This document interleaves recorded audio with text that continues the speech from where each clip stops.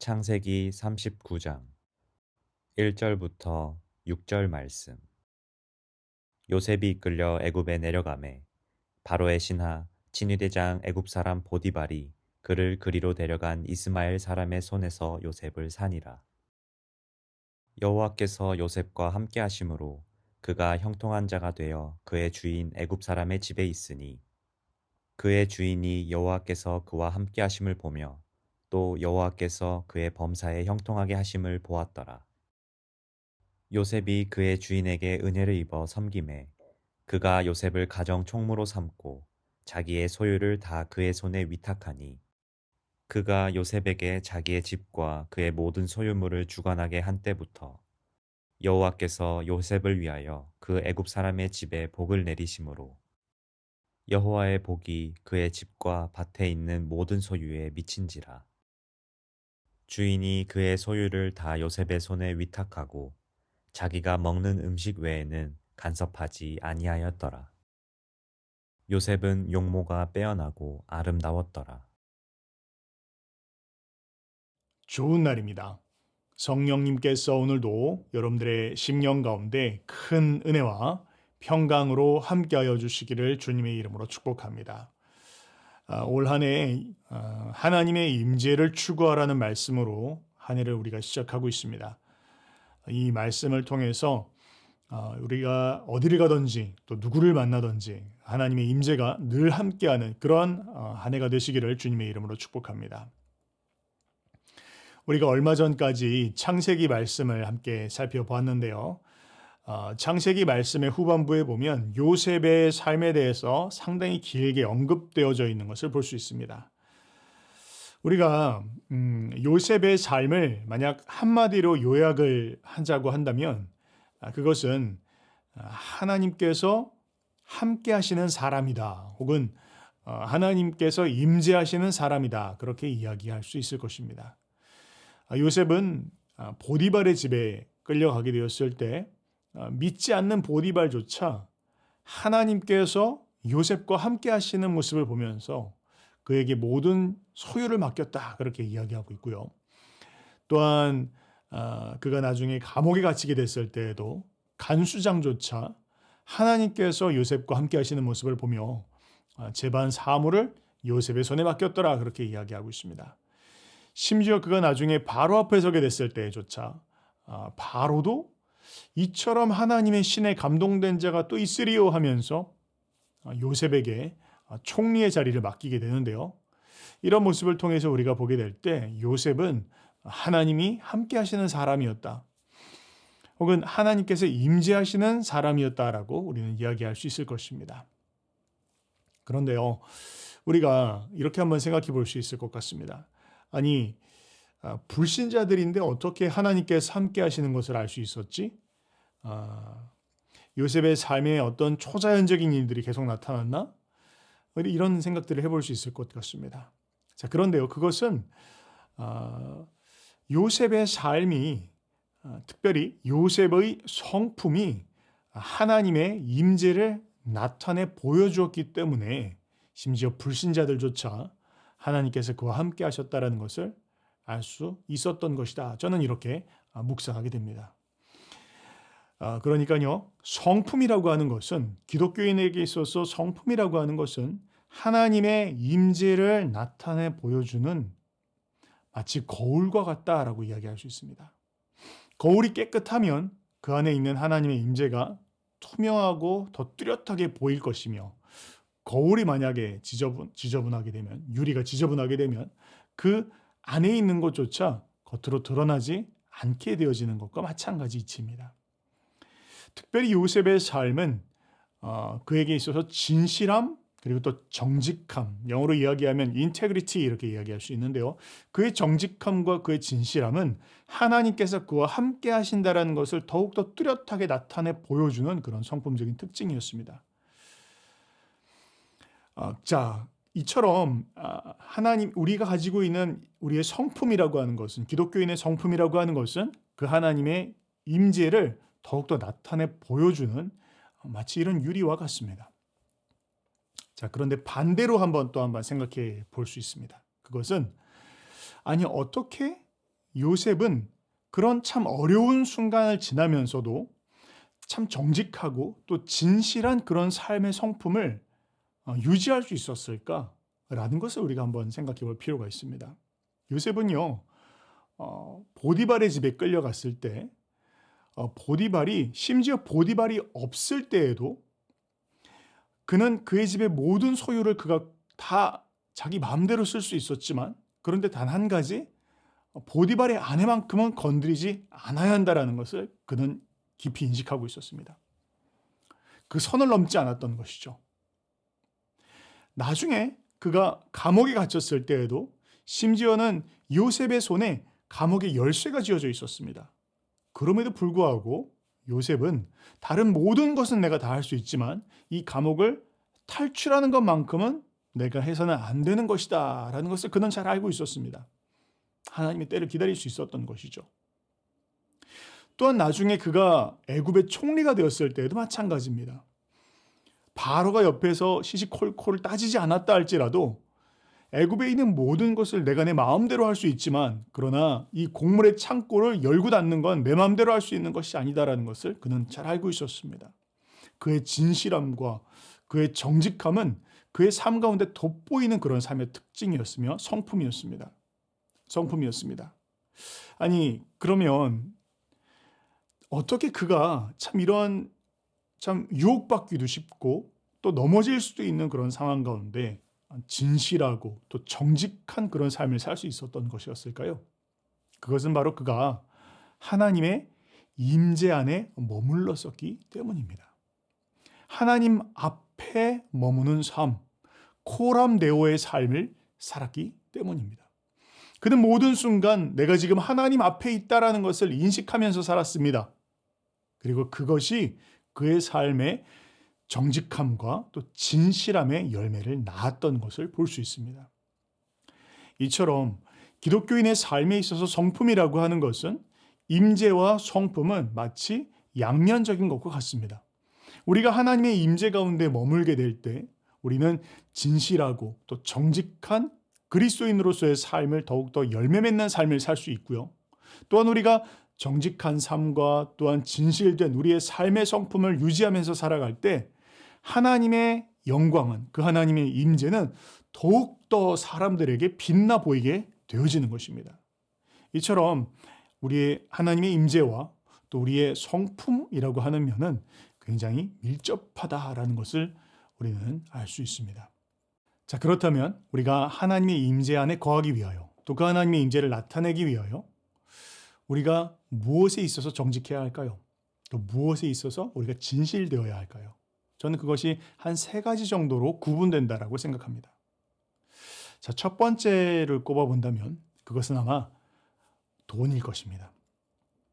우리는 물질에 있어서 정직해야 되고 또 깨끗해야 합니다. 여러분, 돈은 어떤 그거 자체가 악한 것이 아닙니다. 돈은 선하게 사용을 하면 또 바른 것이고 바른 일을 위해서 쓸 수도 있고 또 많은 선한 일을 할 수도 있습니다. 그런데 성경은 돈을 사랑하는 것은 일만하게 뿌리다 그렇게 이야기하고 있죠.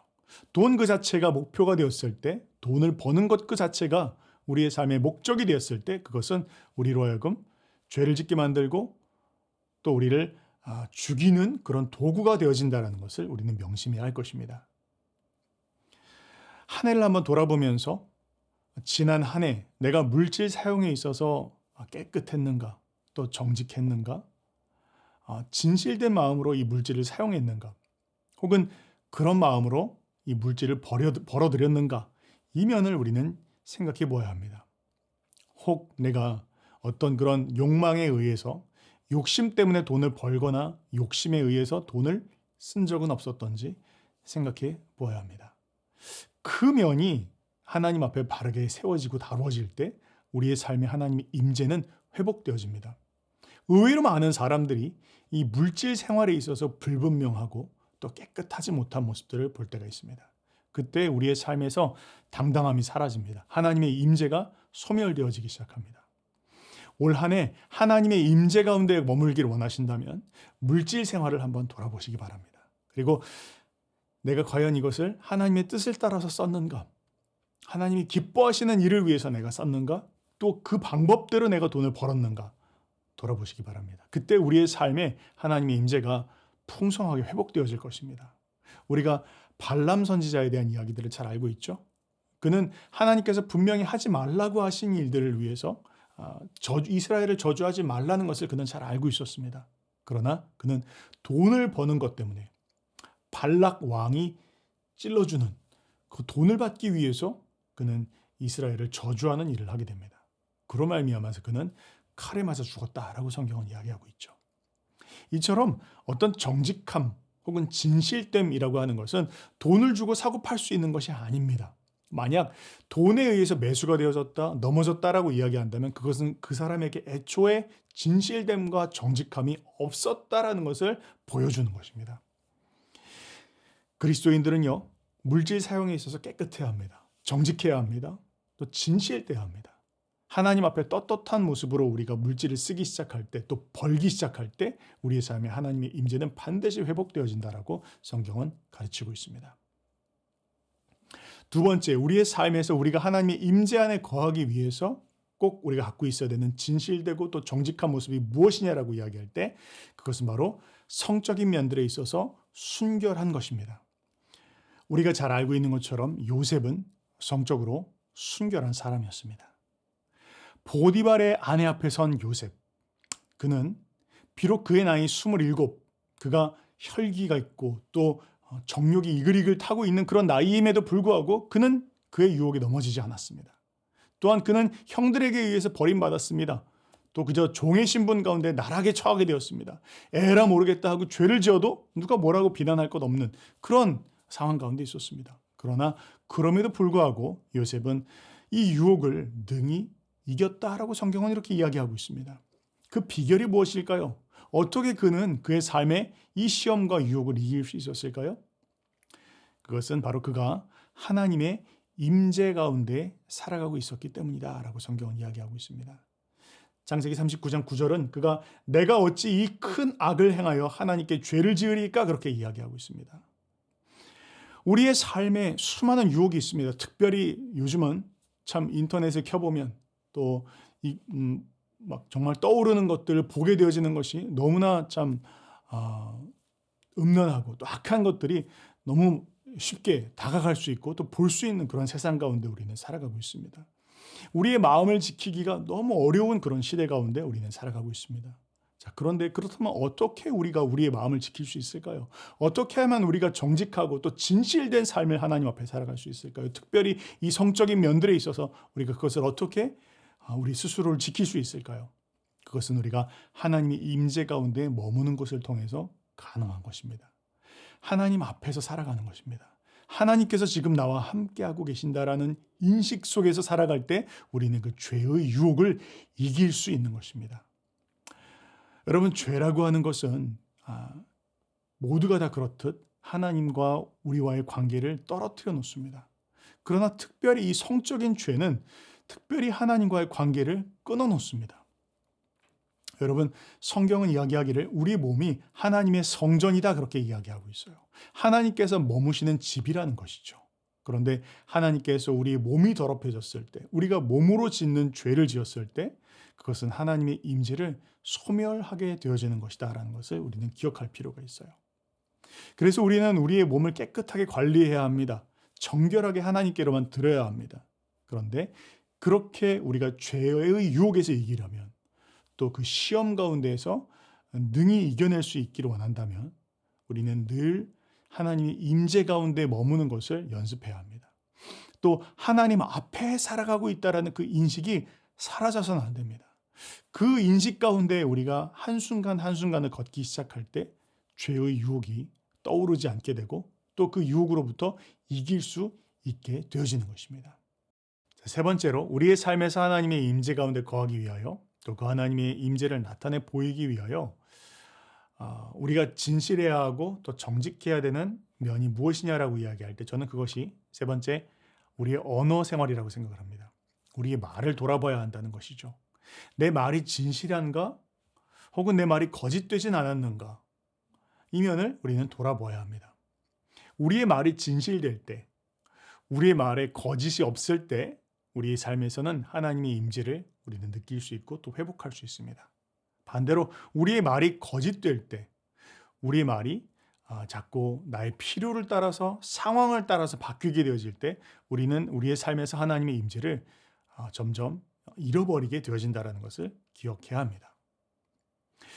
특별히 약속이라는 면들을 우리가 한번 생각해 볼 때 약속은요 굉장히 중요한 것입니다.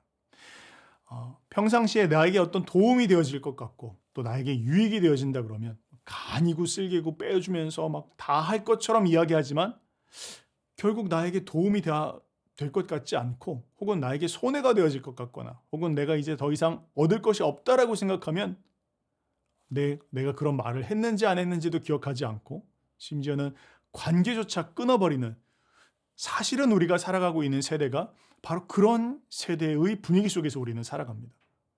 그러다 보니까 우리가 손해보고 싶지 않은 마음 가운데 우리의 말이 상황과 환경을 따라서 바뀔 때가 있다는 것입니다. 그러나 성도들의 삶은 그래서는 안 됩니다.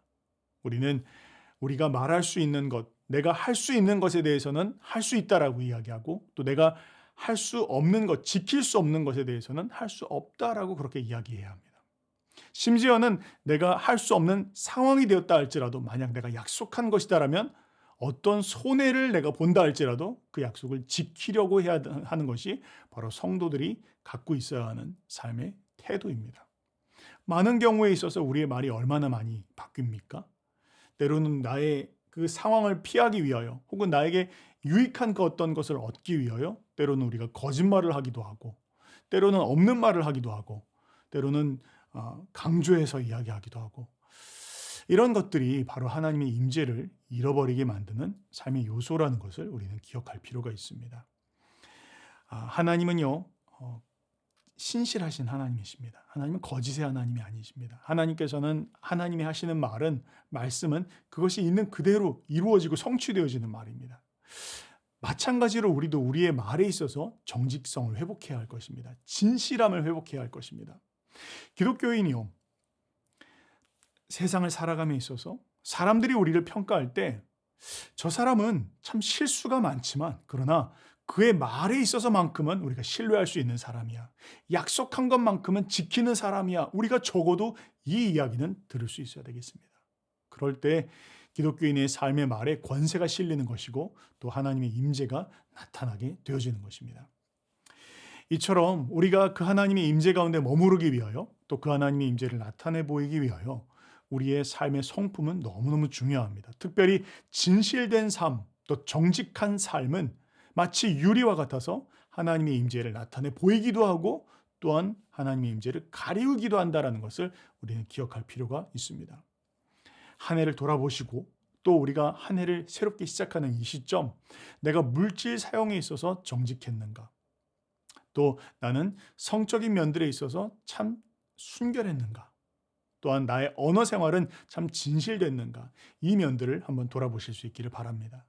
우리가 이 부분들에 있어서 하나님 앞에 나아가서 바르게 해결했을 때 우리의 삶에 하나님의 임재가 회복되어질 것입니다. 그리고 나의 삶뿐만 아니라 다른 사람도 나의 삶을 통해서 하나님께서 함께 하시는 사람이구나 라고 이야기하는 것을 우리가 듣게 되어질 것입니다. 그렇게 하나님께 영광을 올려드리는 그런 한 해가 되실 수 있기를 주님의 이름으로 축복합니다.